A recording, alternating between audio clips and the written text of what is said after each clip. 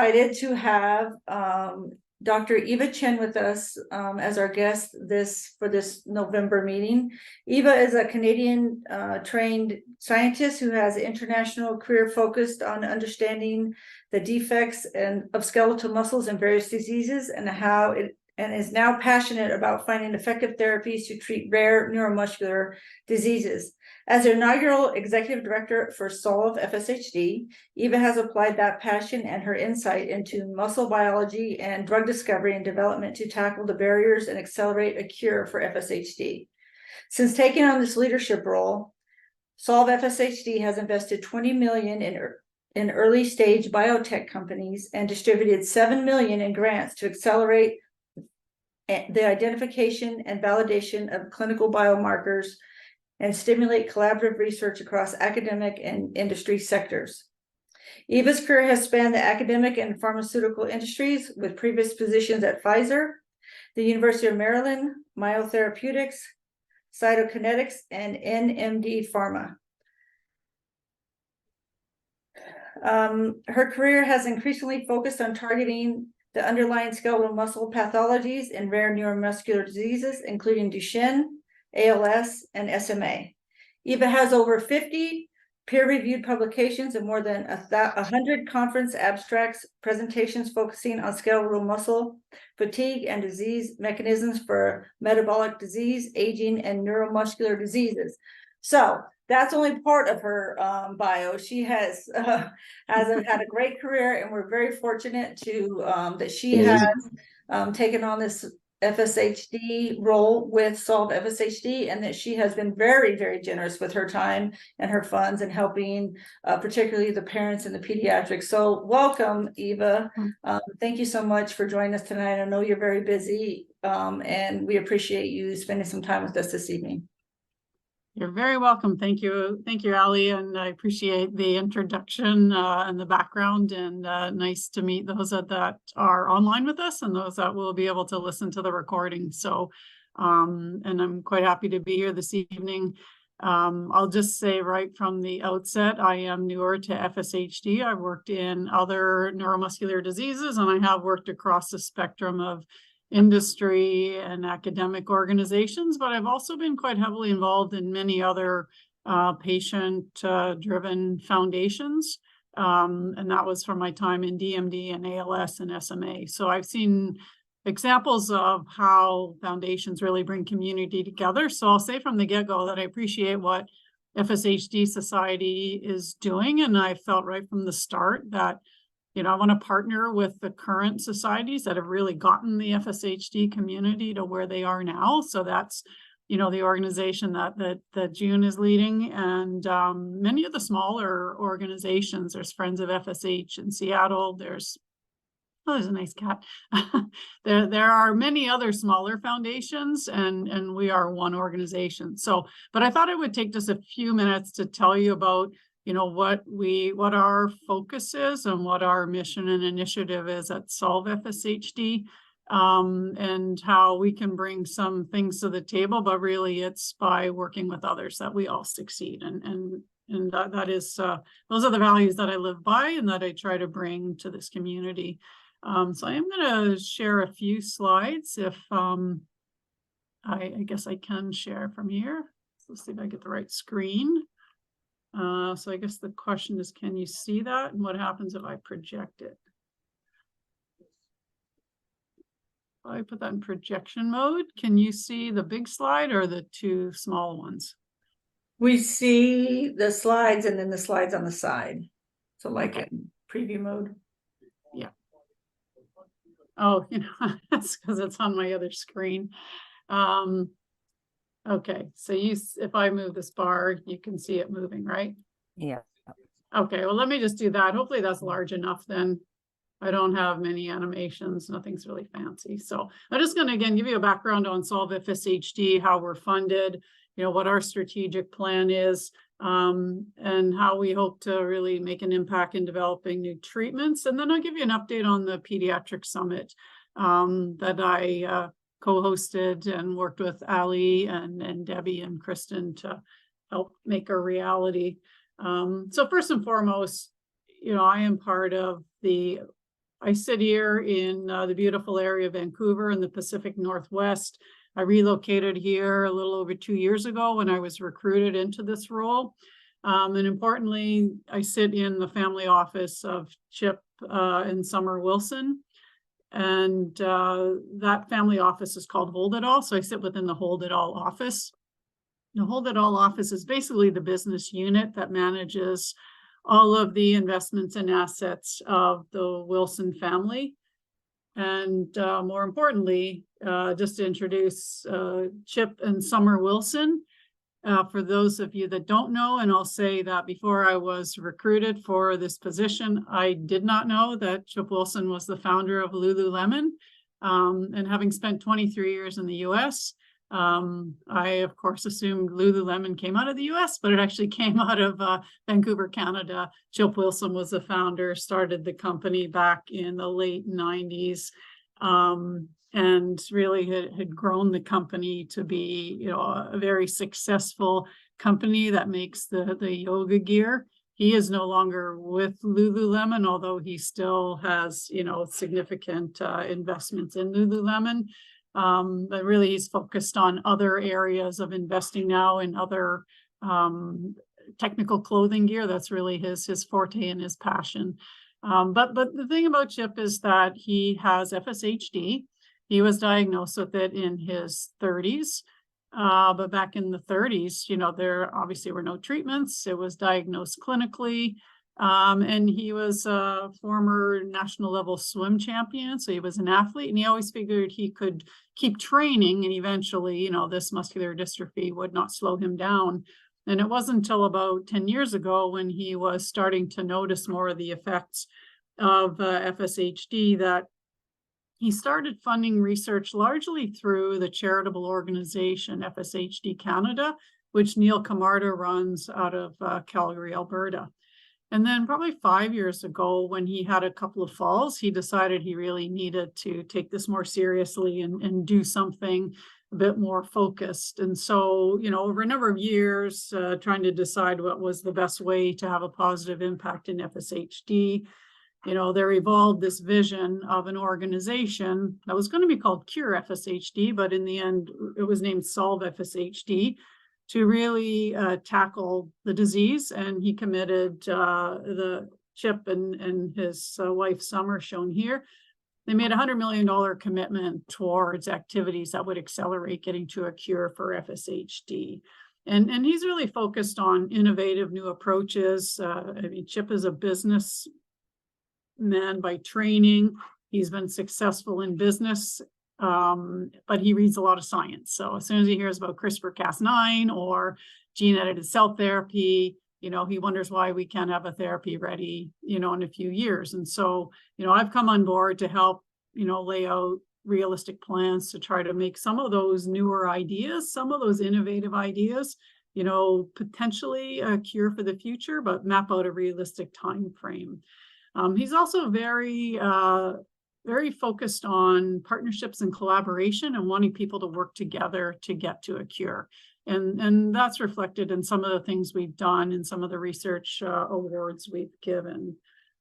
So that's a little bit of background on, we're entirely funded by private funds of Chip Wilson. So we have a slightly different business structure and mandate than the charitable organizations. So by nature of being a private organization, we do like to communicate what we spend, but in some cases we do activities that we don't necessarily advertise until the right time.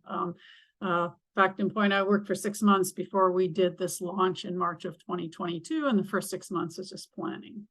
So when we launched, we announced this as our strategic plan, and I'll walk you through this quickly. We said of the $100 million, we were committing some of it towards establishing what are called the biomarkers, and then potentially, what are some other targets, new ways of treating FSHD beyond what we currently know now around D4Z4 and DUX4 and a lot of those molecular and genetic components you've all been hearing about and reading about. Biomarkers are really the key to allowing companies to very quickly determine if a new therapy works and make decisions quickly, and it reduces costs of clinical trials. So we really wanted to put emphasis on both the discovery and then the development and validation of biomarkers for use by the companies. About 50 to 60% of that 100 million is targeted towards investments in new companies. And as Ali said, currently we've invested just over 20 million in companies, early stage companies. So that could be, an idea coming out of an academic lab where they formed a company and they have an idea how to get a new therapy, but they're still running assays in cells or running things in animals. Or it could be a company that's already got a lot of that data and is going into clinical trials. We want to put money in to quickly accelerate those companies, to get more companies running clinical trials where we can determine if a new therapy will work in either adults or children with FSHD. We also have a goal of having one umbrella, a site for all of the preclinical animal models for FSHD. The academic community has done a great job in generating mouse models of FSHD, and we know that there's a mini pig model on the way.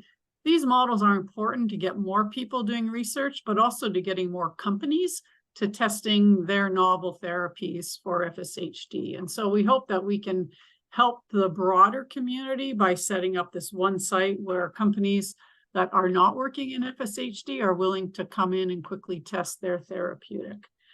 And then the fourth pillar is a stimulus for innovation. Chip is a big believer in ways of solving big problems by getting more people to potentially work on this. So if you haven't heard of the X Prize, it's something you want to Google. We will be a contributor to an X Prize that we'll be launching later this year. So that's the stimulus for innovation. And part of that launch will be to announce trying to get more organizations to work towards a therapy for FSHD. So I won't, on our website, you can read the various press releases for the funding we have targeted to the biomarkers and collaborative grants.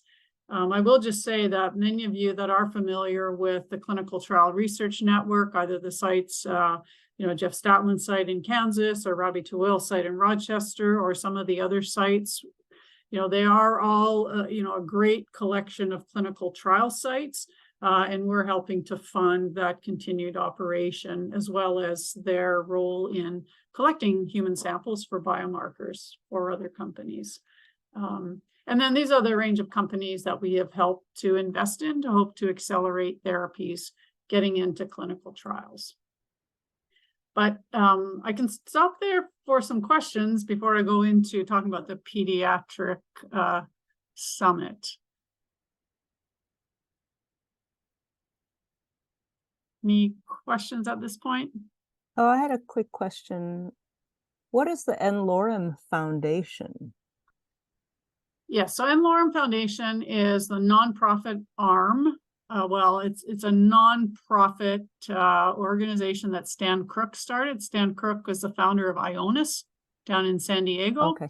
And what he's really doing now is, and partly it's through private philanthropic donations, but he was initially funded through both Ionis as well as Biogen.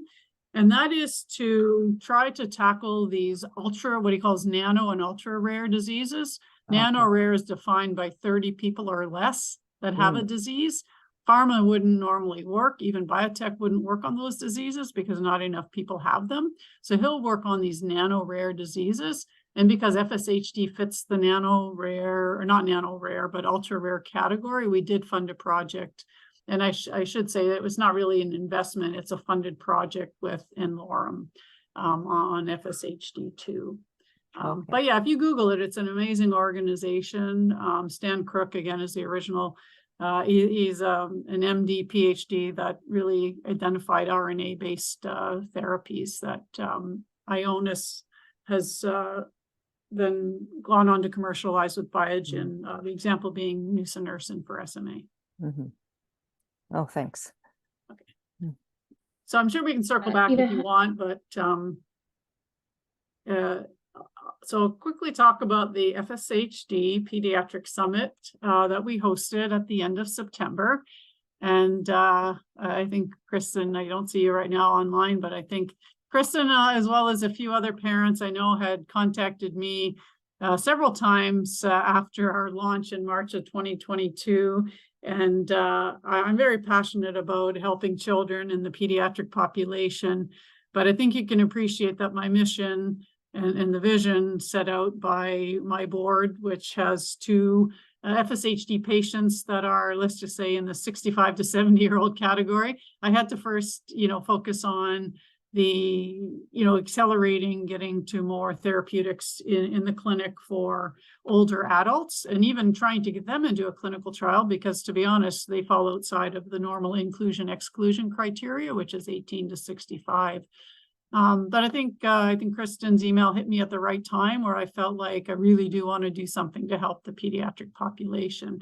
So through a number of meetings with Kristen and Ali and Debbie, I just proposed an idea for how can we get companies to engage in clinical trials. And I think the point that I made, and that we then pursued in this summit, is that the decision to test therapies for children really lies with the companies. The companies are the ones that decide, when will they test the therapy in children.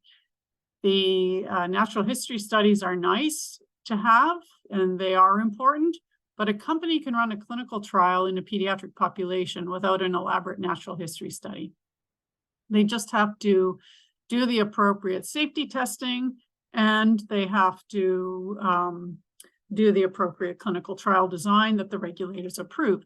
But it's absolutely the company's decision whether they go into children or not, and when they go into children. So that was more or less the idea, I think, that we all then agreed to. We needed to understand better. And that was then the focus. The key stakeholders we invited were representatives from various biotech companies that were in FSHD. And then we also invited some of the top academics, and it was really based on availability. There certainly are more of the clinical trial leaders we would love to include at a future meeting. But initially we had Ian, I'm blanking on his name now, sorry. Woodcock. Woodcock. Thank you. And Katie Duval, who came over from Australia. And then we had Natalie Katz, we had John Day. John Day is at Stanford. Natalie just moved to Duke. And then Kathleen Williams? Matthews, thank you. Matthews. And this is being recorded, I'm in trouble. Okay, Kathleen Matthews, who is an amazing clinician scientist in Iowa. So we had some of the top academic leaders, we had industry representatives, and then Jamshi represented the society, because again, we understand that any activities going forward from that will be important. But what I'll share is that, we privately funded this event. We invited people out, we covered their costs. But for the companies, we had 4 or 5 key questions for them. And this is what we wanted to understand.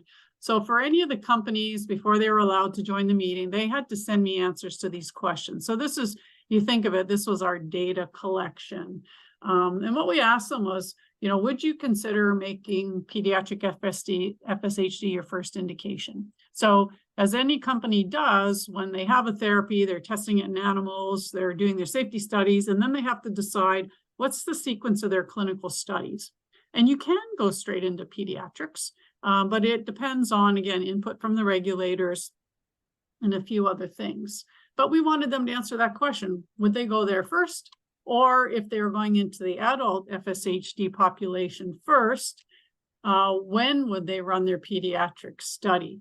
And as everybody that was there learned, and the key thing to understand is that every company is actually required at a certain stage in their drug development to address the pediatric population if the disease exists in children.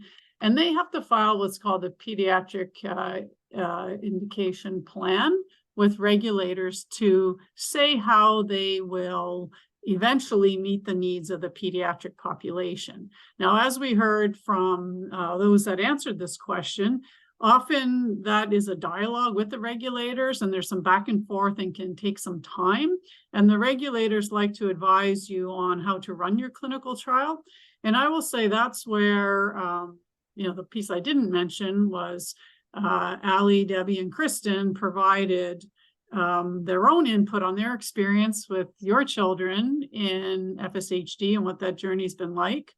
But through Sam, Ali's son, and Debbie, and there's probably others that worked on it, the amazing video that was put together. So thank you all of you that provided video footage that was put together. That was incredibly telling. I mean, it's motivating for many of us, but it's incredibly informative.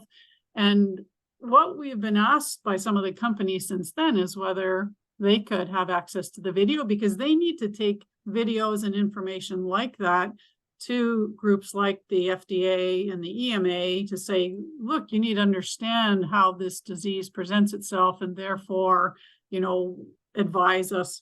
So it's back and forth. You educate the regulators and they advise you how best to run a clinical trial, because some things will be common across different pediatric diseases, but some things will be different.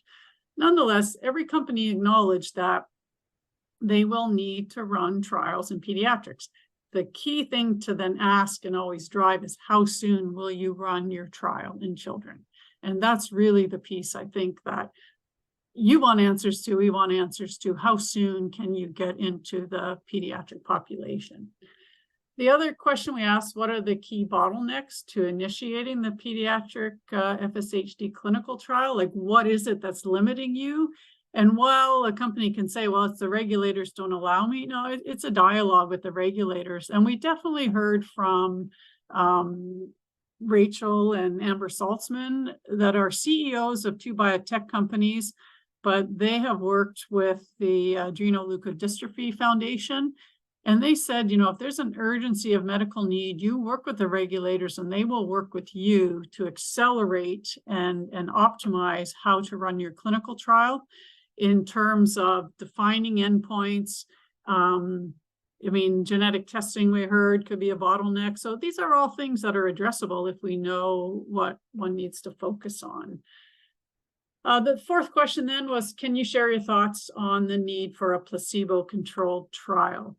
So many of you are probably aware that if you are eligible for a clinical trial, the biggest concern always is that I'm going to get with small molecules, you have a placebo group, which gets what you call the sugar pill. It doesn't have the active drug, or you get the drug. And the biggest concern always is that you're not going to get the real drug, that you're just in the control group. But there are ways to design studies around that by either having everybody in the trial for a few months and then everybody going on to the active drug. Or if you start on that placebo group, then eventually you get switched over to the active drug. But I know for patients that follow how clinical trials are designed, that's often a big question. Do you have to run a placebo-controlled trial, or are there other trial designs that you would consider? So it was all around getting the companies to talk about what is their worry, what is their concern about running their trials in children. And then even we talked about, what age group of children. In my own experience, most of your safety testing allows you to run trials in children 12 years of age and older. But if it's under 12 years of age, when children are really going through all their growth spurts, you have to run special safety testing in growing animals. And that's often an additional step in the safety testing you do once your adult trials are underway. But in diseases like spinal muscular atrophy or Duchenne muscular dystrophy, where the only form is in children, people will start in running their safety studies in growing animals, and they start in children. So there are ways to go about accelerating getting into children and getting younger children into clinical trial. It's all about, what is the sequence of activities? And so what we were doing with this conversation is just getting every company to think about when would they start these clinical trials. And so I think that's really the big part of the discussion that needs to be had, then again, in a bigger meeting and on a broader forum, and trying to get every company to think about running clinical trials in children, much earlier. I'll just say that the take-home messages then were here, and I think these came across both from, again, the presentations by Ali and Debbie and Kristen on behalf of all of the parents. You know, there's a real urgency of need. You know, we need to do things now. I know in the SMA community is every day is a neuron, but every day is a muscle cell, right? There's an urgency of doing things now, and we need some intensity in that effort. And that advocacy, interacting with those of you that are affected through your families, you know, that really makes a difference, and that can lead to innovation. You know, there are certain ways of doing things that are the typical process, but when there is urgency of need and advocacy, it really can impact and make a difference in how quickly some companies move. And so, you know, you're all doing the right things and engaging with this community, engaging in meetings where possible with the scientists, but mostly with the companies. And banging on the doors of the companies is something to do. And that is how in the DMD community, that really did accelerate one of the first therapies, eteplirsen, approved for Duchenne muscular dystrophy. Definitely we got the message, listen to patients, listen to the parents. You know, what is it that, you know, what are the concerns? What are the disabilities? What do you need to improve? And how do we measure those improvements? That's a really important thing to understand. Is it being able to, you know, wash your hair, brush your hair, feed yourself? What are the important things to be measured, quantified, and understood? And that is what, you know, the regulators, the FDA, the EMA wants to hear and understand. And therefore, does the drug improve the ability to do that? Another message we heard is, again, we hear this about FSHD, it's heterogeneous. There's a small patient population with FSHD. But we said that that's especially why you should work with the companies to develop what we call a more novel clinical trial design and almost these personalized outcome measures. For example, if, as we know, Fulcrum is looking at reachable workspace as a clinical outcome. We know there are things like a grip test. We know there's 6-minute walk test. Well, 6-minute walk test doesn't work if you are non-ambulatory. But what if there was a list of 5 clinical trial outcomes, and the negotiation with the regulators was if you improved in 2 out of the 5, then that showed the drug had a benefit, and it could basically score as a positive outcome. And again, we heard from, you know, one of the CEOs there that this has been done in other fields. So the whole idea that everybody has to improve on one score is probably not going to work in FSHD. So I think that's part of the messaging and part of the agreements we need to work towards. What are 5 or 6 clinical outcomes that are important? And can we get agreement that if the therapy works in 2 or 3 of these outcomes, then it's a positive, and we score positive outcomes rather than one specific outcome that we're measuring. And I think that's the type of thing that does need to be discussed by companies with regulators.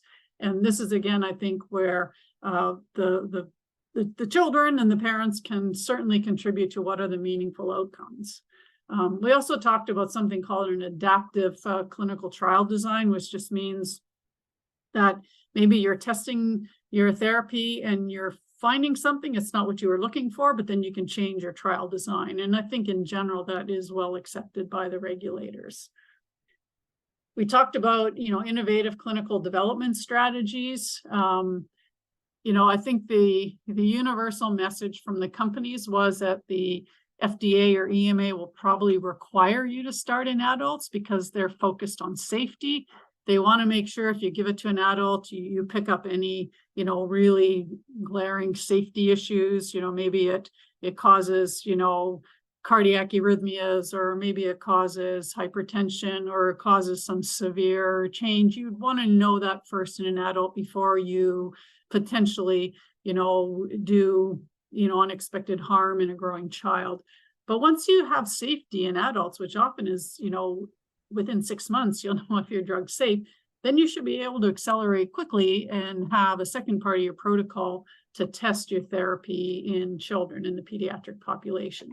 And we talked about, you get that idea and you get that input by doing these, what are called these pre-IND meetings with the regulators while you're in the planning stage of your clinical development plan. So I think those are some of the, the key take-home messages. And here's my last slide, just a sort of schematic is, in terms of a roadmap, that's where we started. We gathered some of the key players. It was a subset, I think, of the broader pediatric FSHD, certainly the clinician KOL community. We had a subset of 6 companies that were willing to come and participate and provide their input. We had 3 parents representing their families, but we were definitely open to planning a larger meeting to create even more of a momentum, and also to include then other regulatory agencies to be hearing this message. So we gathered a small group of people. We're building a strategy and a roadmap. Then ultimately we will need a lot of data and safety before any drug gets approved. But, it starts with a small group, focus group that we had, having some discussions, and then building, a strategic plan, and then laying out some activities that we'd like to collectively take on. And I'll just say, we are working on a white paper from this. June, we appreciate the report. June, Ali, and others appreciate the article that was written in The Advocate. But we're very much discussing, again, primarily, I meet regularly now with Ali and Debbie and Kristen as the kind of the key core group to organize. We're definitely planning additional activities for 2024. And I think one of these voice of the patient forums at FDA solely focused on pediatric would be something that is very doable and a real tangible goal to have for 2024, and continuing to talk to the pharma and the biotech companies to get them to accelerate getting into pediatrics. So with that, I'll stop with the slides, but I'm very open to making this, conversational question and answer. And yeah, just looking for ideas and commitment.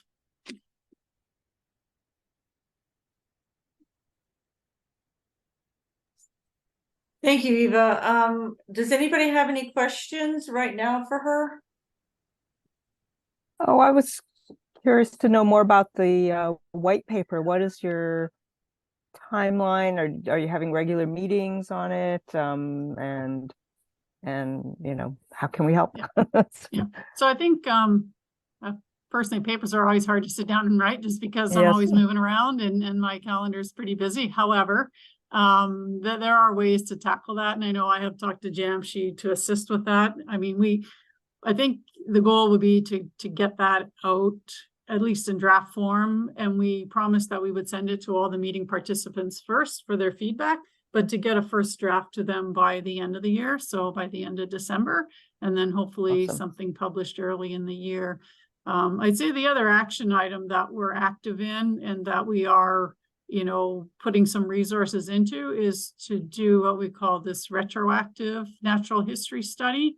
And we have brought on board a research assistant, and appreciate the current parents who are cooperating, that we're getting, you can request your children's medical records, and then we're going to have somebody help to pull them into a database, and we'll do that in collaboration with some of the academic leaders to try to publish a retrospective natural history study. So those are the 2 activities that currently are ongoing.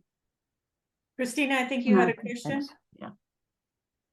Yeah, thanks, Ali. Thanks for putting this on. And Eva, it's nice to meet you on Zoom. We have a daughter who's about 10 and has FSHD too. And it's kind of felt like a little bit of a lonely journey, because most folks have FSHD 1, and there's so little we know about FSHD 2, especially pediatric. And so we're kind of interested in whether we were excited to hear that you were kind of embarking on this, and that, Chip has this FSHD too. So wondered if that would kind of push the needle just in understanding this kind of wing of it, and wondered if you had any comments on that. Yeah, again, I think it comes down to understanding your genetics. If you have FSHD2 and there are some known, polymorphisms in 3 of the methylating genes, right? SMCHD1, DNMT. Well, I probably would get them wrong, so I better be careful. LRIF1. There's the 3 genes that cause methylation. And if you have a, a variant, then you have hypomethylation. To be honest, that's actually, to some extent, an easier therapeutic. The problem is so fewer people have them, and that's why the companies aren't working on them, which is why we said that would be a focus. So happy to follow up offline if you know the specific genetics. And that's why we're focusing on that, because again, Chip's genetics are that he's one of those borderline FSHD1, FSHD2. So it's probably why he has a milder case of FSHD, but he definitely has FSHD2 based on the methylation. So that's why we have an interest in that. But I've seen very good data preclinically from Sylvain van der Merel's lab in the Netherlands, showing that you can fix some of those methylating gene variants with a therapeutic. So it's just really a matter of how can we get the funding to focus on it. But happy to follow up offline if you wanted to share any more specifics about your case, your daughter's case. So yeah.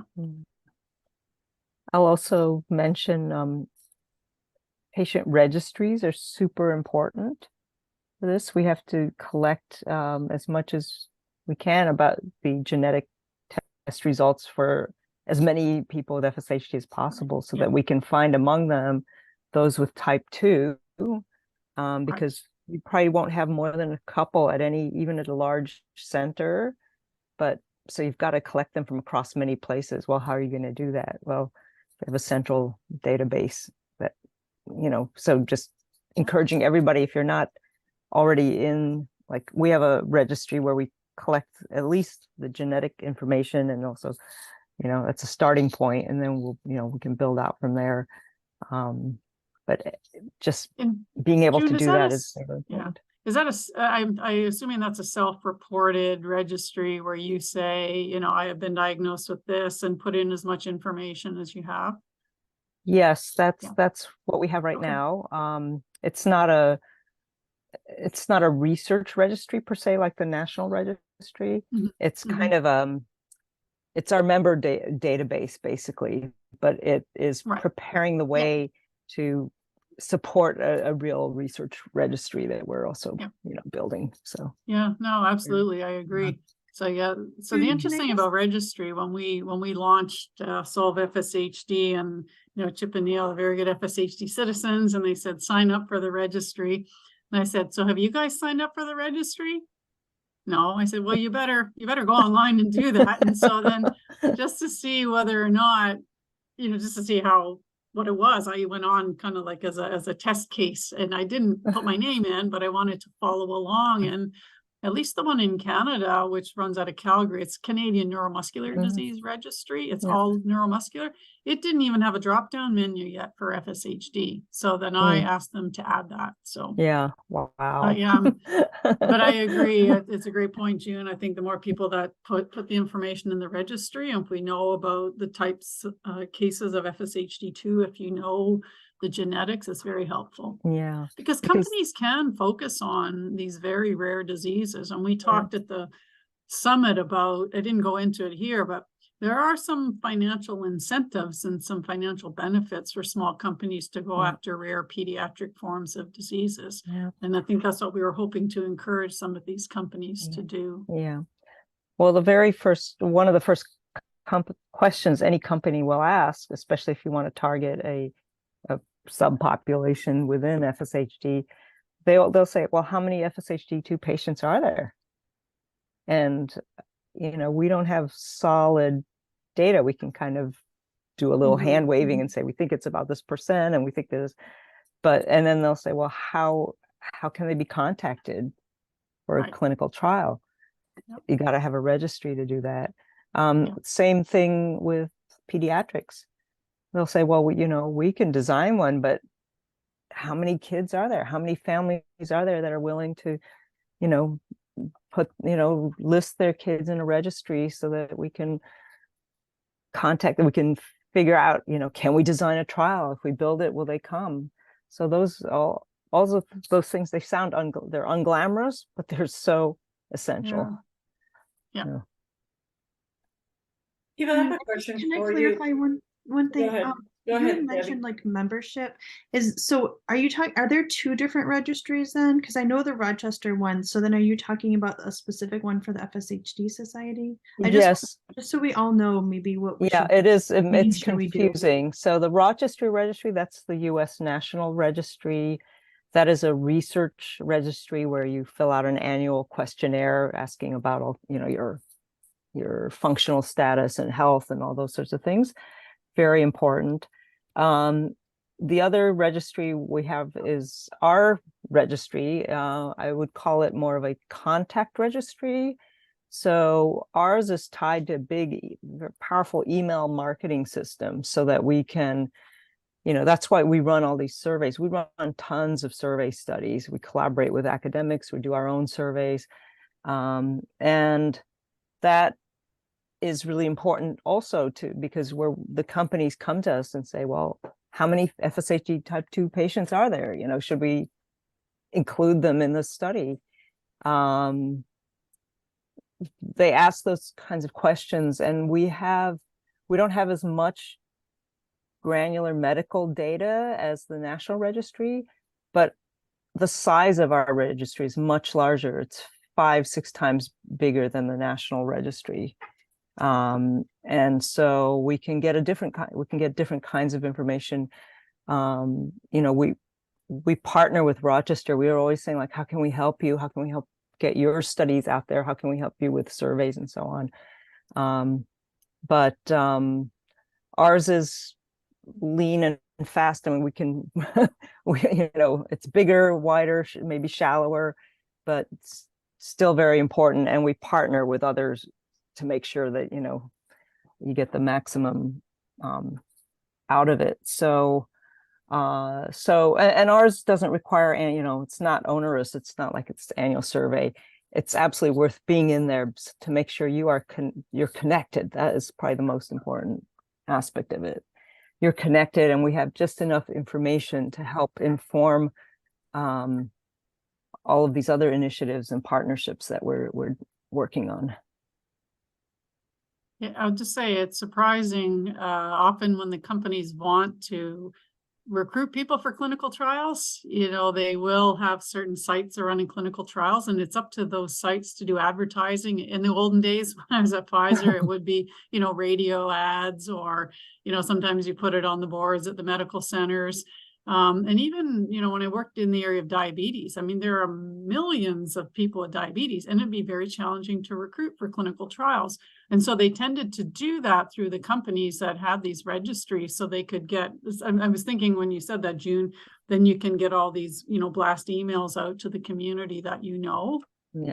But, again, it's that whole communication channel between, the companies, the specialists that you see, and, potentially other, now we have a lot of social media, so that helps too. But different ways to communicate to see if they can, if your child would be eligible for a future clinical trial. It's important.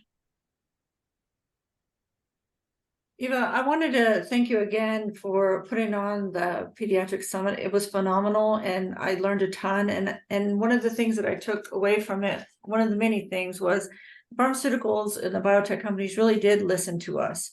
I was wondering if you could speak a little bit about, from your experience with the SMA and Duchenne's, what the power of the patient means to bringing these clinical trials and getting these treatments to the kids and to the other populations that over 65 and the non-ambulatory that may not be included in these current clinical trials. Can you speak to that just a little bit about the importance of the patient advocacy based on your experience from SMA and the other organizations you work with? Yeah, no, absolutely. And I'll start maybe with the example of, the muscular dystrophy that's always gotten the most attention is Duchenne muscular dystrophy. And many of you, I'm sure I'm older than many of you, but if you remember the Jerry Lewis telethon days, Labor Day weekend, Jerry and the kids, and they'd be raising money. And the MDA did a lot of good things for muscular dystrophy, but what they didn't do was accelerate cures. They raised a lot of money and they funded basic research in universities. But I really think that field was accelerated by an organization called PPMD, Parent Project Muscular Dystrophy. Pat Furlong was a mother who had 2 boys with DMD. She had 4 children, 2 boys and 2 girls. She was a nurse, her husband was a doctor. And when her sons were diagnosed with DMD, they told her to, you know, take them home and love them. There's nothing we can do. And clearly she wasn't going to just accept that. So she started Parent Project Muscular Dystrophy. And now they're around for about 10 years when I met her in person when I was at the University of Maryland. So they've probably been around 15 to 20 years. But, you know, she told me about how she had this clear plan about having centers of excellence, having support for parents, you know, once their children were diagnosed, bringing everyone together for advocacy efforts, as well as just, you know, training certain clinicians and making certain sites, the research centers and the clinical trial centers. But again, it was very strong advocacy started by the vision of a parent that really made the difference.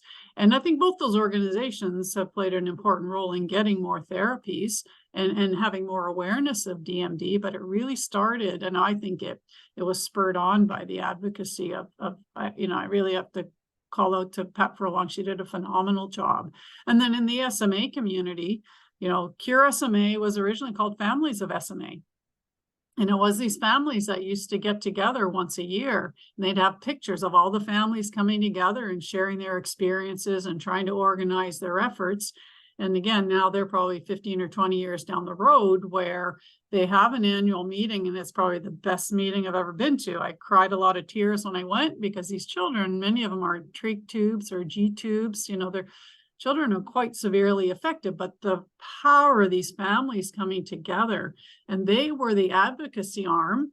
And then SMA Foundation was another example, probably more like Solve FSHD, where a high net worth individual was willing to commit $100 million towards accelerating cures. And they brought their business experience and hired people from biotech to, you know, create a toolkit to accelerate drug development. But those two groups work very well together. Cure SMA is called now, is really the patient advocacy organization.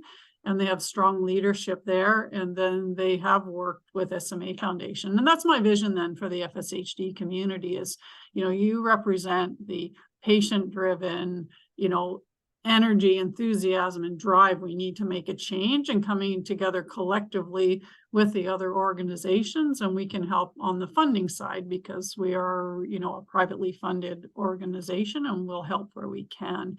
But absolutely the voice of the patients and parents. My one other example is the ALS Association, where every year they have all the chapters meet in Washington, D.C., and that's run by the National ALS Association.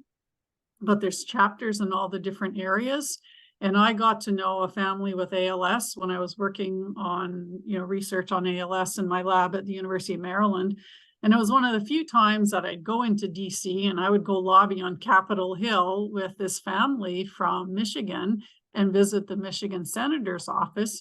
Now, the ALS Association was organized in terms of what the ask was and what patients should go ask their senators for. And at that time, it was around some of the bills that were being put forward to continue to support healthcare and other things.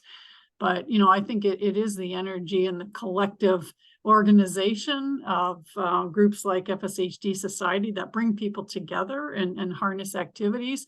You know, speak to your government officials, speak to Capitol Hill, talk to the FDA. And I do think the one piece I would love to see is a meeting like Cure SMA, where you bring all the families together and you have a clear mission and focus.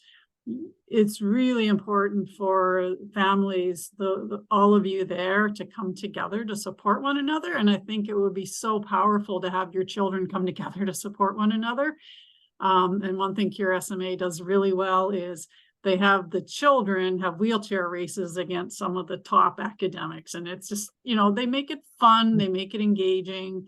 They do parent or patient family friendly poster sessions so that people communicate directly to the children as well as the parents. So I think there's a lot that can be done looking at what the other groups have done. That, you know, a lot of ideas, you know, I throw them out to Allie and Kristen and Debbie and anyone else who'd like to get involved. You know, I think it would be wonderful to have and, you know, think about the future of an annual meeting for the families of children with FSHD. So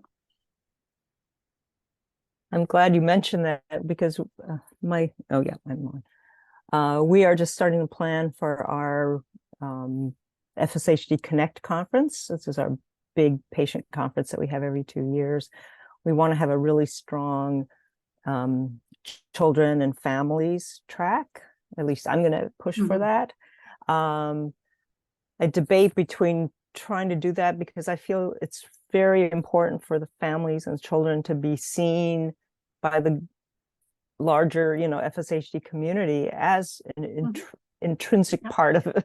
And they tend not to come to the conferences. And I think we can fault ourselves in part that we haven't figured out like good kid-friendly activities or ways June. to, Disneyland or Disney World work really well. Well, the last one we did in Orlando, we still didn't get to. But I love the idea of anyway, we want to have a few maybe a few parents on the planning committee to kind of weigh in and help us. I think if you offer the right activities and the right environment and you give people enough advance notice, because again, I'm sure that, and when my children were young, we can't always pay for everyone's airfare. And then you have the challenges with some of you, if you are non-ambulatory, but if it's in a location that, potentially people could drive, even if it takes a couple days, I think it has to be advanced planning in a fun place. With fun activities for the children as well as focused educational components for the parents. The peer support you would get from something like that, is just phenomenal, Eva, I had one more question for you. We're almost out of time, but the clinical trial process is very complicated. I feel like I've been in it trying to learn about it for a few years now, and it still baffles me. But I think a lot of people think that once a drug is approved, then it will be available to everyone. And I think that just because they don't understand how the FDA labeling works and how the clinical trial process works.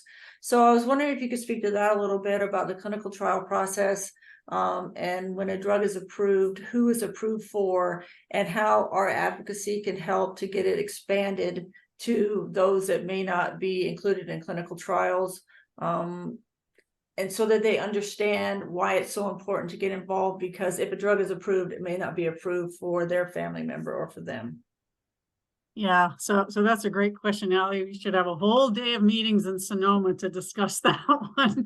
So it is complicated. I'll speak to the US case since, many of you are based in the US, but a caveat is it's different in every country because the payers are going to be different. So, I spent 23 years in the US. It took me quite a while to figure out HMO versus PPO versus all the different, ways you have health insurance. In countries like Canada, I lived in Denmark more recently. Socialized medicine is a different process. But if we just look at, how things are done in the US, to me, very simply, it's a two-step process. The pharmaceutical companies run the clinical trials and they generate data, and FDA will make a decision. Is the benefit greater than the risk of taking the drug? So the FDA looks out for safety. So if the drug is relatively safe, doesn't cause undue harm, and shows a benefit, they will approve it. The second step is who pays for it. So there's a payer involved in the US. And your children are not over 65, so Medicare, Medicaid, is irrelevant. It really is private health insurance that covers it. And the insurers will look at the data differently, and they'll say, does the data support there's a benefit in the particular patient population? And again, the classic case now is with spinal muscular atrophy, or SMA. Nusinersen was the first drug approved. It is an antisense oligo, relatively expensive. It has to be delivered intrathecally, meaning injected into the spinal column. And the FDA approved it for all age groups, from infants down to adults.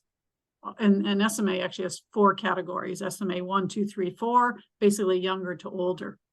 The problem was that the data only existed in younger children with SMA.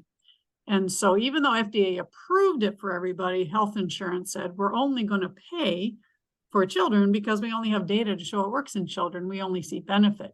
So there's those layers. But I think what happens now in many of the companies, and I know Fulcrum being the leading company developing a drug in FSHD, they are already talking to the payers to help them understand what are the benefits. So if you have somebody insured by your health insurance, this is the benefit to your, your person that has FSHD.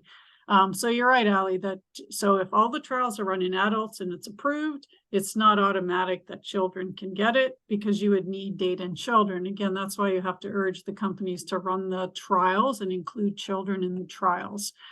But there are other activities we've talked about: expanded access, compassionate use, where you could work with your physician to submit an application to a company to get access to that drug outside of the label. Again, another area where it's an activity that you can work towards it through an advocacy organization. But I think at the very high level, clinical, pharmaceutical companies, biotech companies get a drug approved by the regulatory agency, and that's all about benefit versus safety. It's a second level of who pays for it, and that is the insurance companies. And you have to, they're harder to lobby, but companies, again, can be involved in that dialogue with the insurers early on. And most of your clinicians will also try to lobby with the insurance companies to get drugs covered. But it's the second step in the process.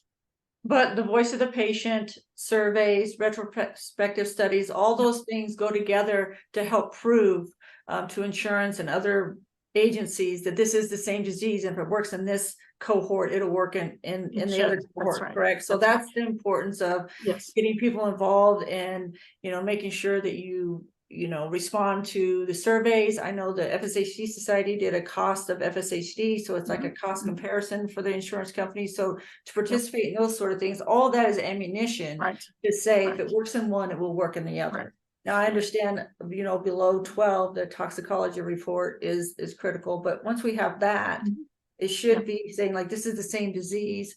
And the other thing that we're almost out of time, and I don't want to keep you, I want to respect your time, but the other thing that I think is a good point that you made with the pharmaceuticals and that we've been trying to make is that usually in children, early onset, the disease progresses more rapidly than in adults. Yes. So you can run a trial for a shorter period and you can save money in that trial. So that's sort of a carrot for the pharmaceuticals to invest in children, to say it would cost them less to get their drug to trial or to. No, great point. And I think you made that, you guys made that as parents at the meeting with the companies, but absolutely, sometimes you have to put that business hat on and say, look, in children, you progress more quickly, or you could pick up a change more quickly. Then you only need to run your trial for 3 months or 6 months and get an answer. That's a huge benefit to a company, as opposed to running a trial for 2 years and picking up a difference. Plus, I hate to say it, but if you're a gene therapy company and you have to manufacture the gene therapy for a 30-pound, pounds, you guys aren't in kilograms, but a 30 or 40-pound child versus an adult who's 70 or 80 kilograms, 150 pounds, there's a whole difference in the cost structure too for the company. So I think we were trying to use that business approach too, to say incentivize the companies to go into pediatrics. And I know companies, early stage companies, that at times are saying, how can I apply my approach to a rare pediatric disease? Because that's, from a business point of view, I can accelerate my therapeutic more quickly due to a number of reasons and incentives. So. And they also need to know, like to June's point, that there are a lot of kids that do have it. And there are a lot, we just got the latest data on it, that it could be as high as 40 to 50% of FSHD, those with FSHD had, or, early onset recognizing prior to age 18, but, yeah. It wasn't really diagnosed. So the importance of getting it diagnosed, and getting those numbers so that we can take it to the pharmaceuticals and say, this is a large population, and that if you go into clinical trial, you can basically make your money back, for lack of a better term, to say it's advantageous for you to go into it. But if they think it's a smaller population than it actually is, because people aren't getting their kids tested, then it's not as lucrative for them, and they don't want to, it's not as appealing. correct? I mean, I think the other loop too, we talked about is educating the pediatricians and finding out what is the annual meeting that the pediatricians go to, and doing Mhm. continuing education for the pediatricians so Yeah. that they can pick up the subtle clinical signs earlier and then have the testing. And I think one of you mentioned some of the, either the dentist or the orthodontist, picking up some of the less well-known anomalies that occur in children with FSHD. Yeah. And eventually you do have to educate the medical community as well. Absolutely. Right. Yeah. We're working on a new international care standard, and that will be for all FSHD, but we recognize there's a need to develop a standard for children and get it out into pediatric journals. So that's definitely on our radar. And we're also working with PPMD and Okay, MDA. great. There's a site called Child Muscle Weakness that right now is just focused on Duchenne and SMA, screening kids when they're, under the age of 5 for these conditions. And we said, well, can we add, expand to older and other, FSHD and some other neuromuscular conditions that can be seen in children, and raise awareness amongst pediatric and primary care physicians. So we have a number of pots on the stove in this area, kind of. Yeah. Okay, Eva, thank you so much for your time. Does anybody else have any last minute questions or anything else that you would like to ask her before we let her go? You guys let Allie know, she knows how to contact me, but we do have it's easier if you go, there's info@solvefshd.com, and that is an email address that I do check periodically, but I didn't show my email address, but yeah, happy to speak with any of you further offline. Sometimes my inbox gets full, so the best thing is if you work through Allie or Kristen and Debbie in the parents interest group here, and happy to speak further with any of you. I mean, you really can make a difference. I fully agree, and I'm happy to work with you to see how we can make a difference. So Thank Well, you thank so you much. again Eva. so much for spending your Yeah, evening thank with you. us. you're welcome. Yeah, no, thank you all. I think doing things for the children certainly is something that I would love to do. So happy to work together. Thank you. Thanks, Eva. Okay. Thank All you right. all Have a for great evening, attending. everyone. Have a Thank you, happy everybody. Thanksgiving. Yeah, happy Thanksgiving, Thanksgiving. everyone. You have a few days off coming up. Yep. Yeah. All right. All right. Can't Thanks, wait. everyone. Right. Yeah. Thank you. Bye-bye. Bye. Bye.